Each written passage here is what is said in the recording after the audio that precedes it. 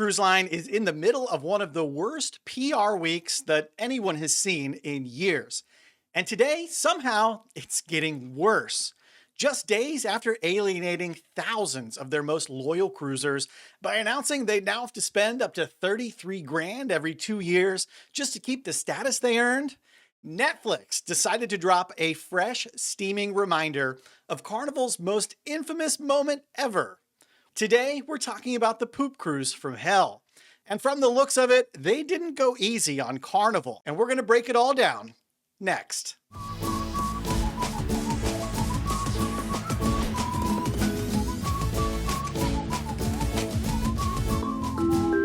Hey, what's up? It's Corey. Now, before we dive into this topic today, I want to say this. I might sound like I'm being really hard on Carnival this week, and I kind of am.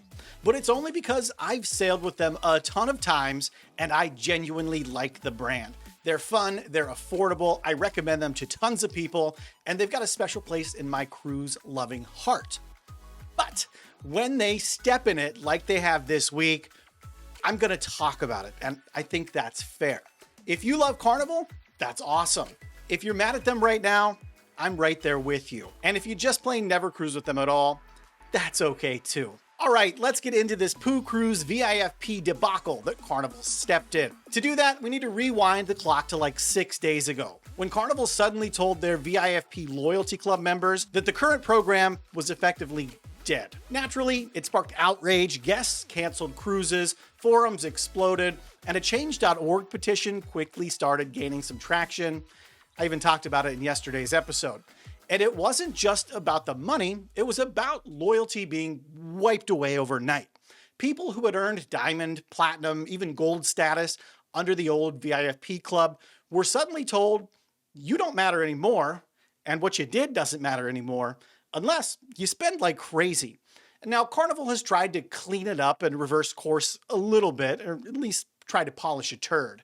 Their follow-up statement basically said, we hear you, maybe we'll rethink a little bit of this, but in reality, the headlines are already written, the PR thrashing has already happened, and the comments in the comment sections have all been commented. And in an effort to distract from all the bad PR, yesterday Carnival released some stunning photographs of their new private resort area, Celebration Key. Those were great and all, and maybe the news cycle was just about to move on from Carnival.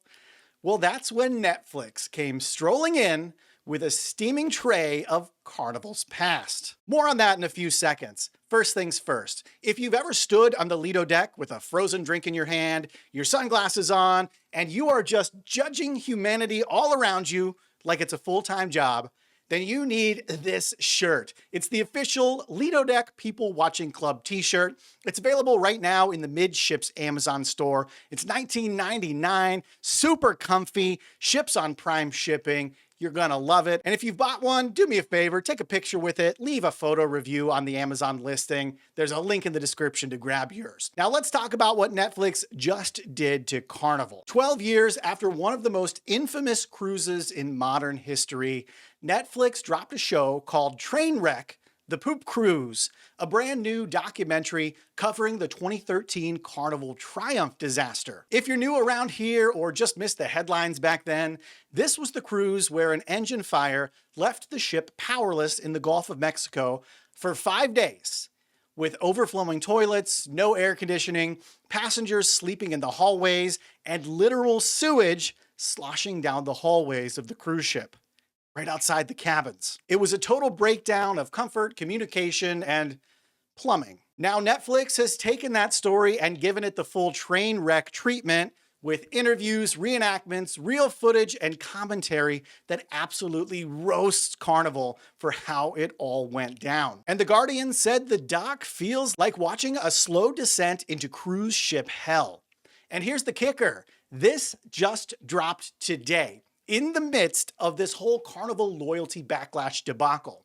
You couldn't script worse timing if you tried. Between the loyalty meltdown and this brutal Netflix takedown, Carnival's reputation is taking a big hit from every direction right now. Longtime cruisers feel betrayed.